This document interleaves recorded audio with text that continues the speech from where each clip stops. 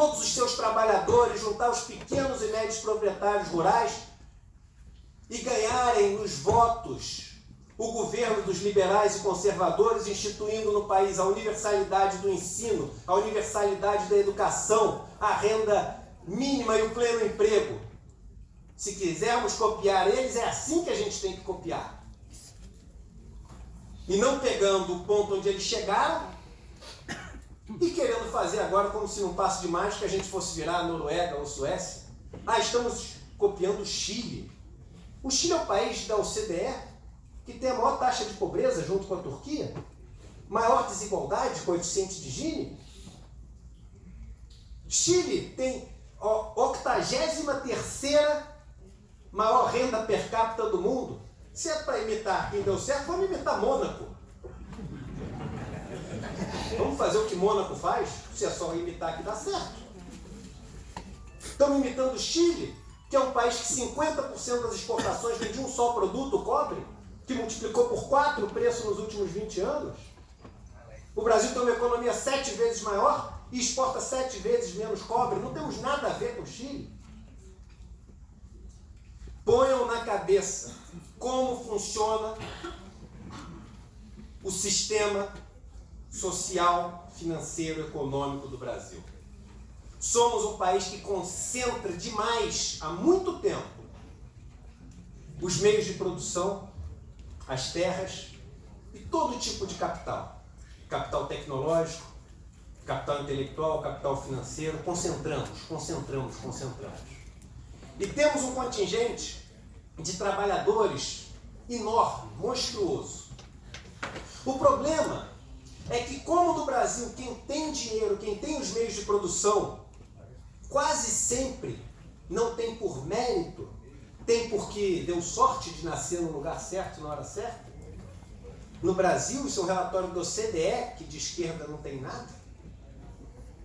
No Brasil, 70% do que você é, leia um relatório, A Broken Social Elevator, elevador social quebrado. No Brasil, é um país onde 70% do que você é explicado pelo que os seus pais eram. Um dos países com menos meritocracia do mundo. O que isso foi fazendo? Com que os donos dos meios de produção cada vez se afastassem mais do processo de produção de riqueza. Os nossos ricos não têm ideia de como se gera riqueza. E toda essa riqueza é gerada pelos pobres. Antigamente, por que a ambição do homem era menor? Diz o Erich Fromm, um dos maiores psicólogos americanos, faleceu ainda no século passado, se não me engano. Ele dizia o seguinte: quando o homem ele tinha próximo dele o processo de produção, ele contribuía com o processo de produção de riqueza, ele sabia que o quanto ele podia ter de dinheiro tinha um limite, que era o limite do quanto ele conseguia contribuir para a geração de riqueza. Psicologicamente, a ambição dele tinha um fim. Quando o homem se afasta totalmente do processo de produção de riqueza e não contribui com nada, e a única riqueza que ele tem é fruto da exploração de quem consegue produzir riqueza, a única coisa que limita o quanto de riqueza ele pode ter é o número de pessoas que ele consegue explorar, e aí a ambição dele passa a não ter limite. E é isso que a gente vive no Brasil. Os ricos do Brasil não sabem fritar um ovo, não sabem colocar um tijolo em cima do outro, não sabem se a alface nasce da terra ou de uma prateleira no supermercado. Eles não sabem nada disso.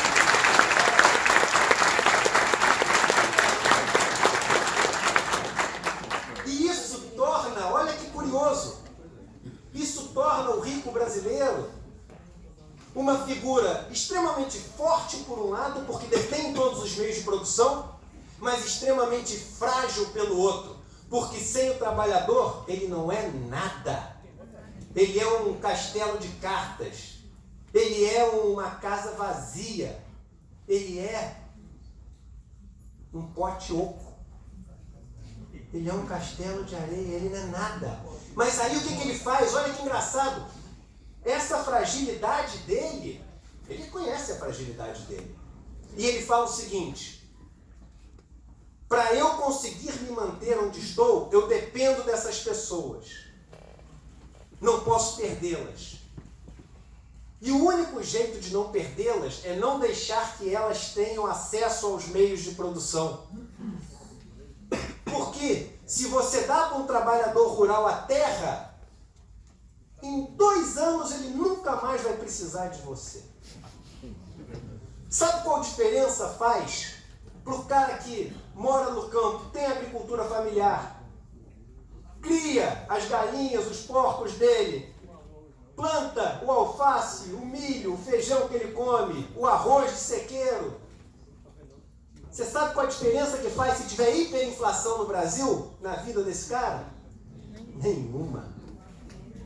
Isso incomoda demais muita gente. Se você chega para uma pessoa que não tem o meio de produção e dá para ele a possibilidade de comprar esse meio de produção, financiando essa compra numa taxa de juros mais baixa do que o quanto ele consegue ter de retorno dessa terra ou dessa máquina, ele deixa de ser um escravo, um dependente do dono de meio de produção, ele mesmo compra o meio de produção e vai pagando essa compra com o quanto ele consegue gerar de riqueza. Vocês entenderam por que a taxa de juros é alta no Brasil? Não é só para fazer os bancos ganharem muito dinheiro, não. É para não permitir que o pobre e o trabalhador tenham acesso ao meio de produção, que é o que sustenta essa turma que não sabe gerar riqueza. É por isso.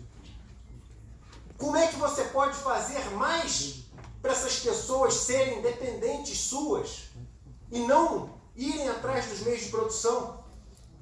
Primeiro, não deixem elas se juntar. Acabem com os sindicatos, desidratem os sindicatos, reprimam as manifestações populares, ridicularizem aqueles que lideram, tirem a cola do tecido social dos trabalhadores, enfraqueçam os grupos, porque sozinhos eles são muito mais fracos. Segundo, tirem todos os seus direitos de trabalhador para que a única coisa que ele tenha direito seja o salário que eu escolho, do jeito que eu escolho, no meio de produção que só eu tenho. Que país triste a gente tem, onde a pessoa que passa fome, a pessoa que passa necessidade e está lá ávida por gerar riqueza e sabe, isso é o mais triste, sabe gerar riqueza.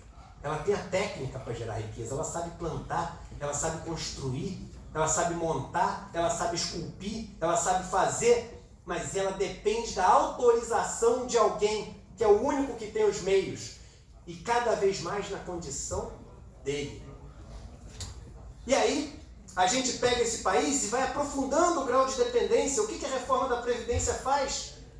A reforma da Previdência faz o seguinte: olha, você até o final da vida só vai ter um jeito de se manter vivo.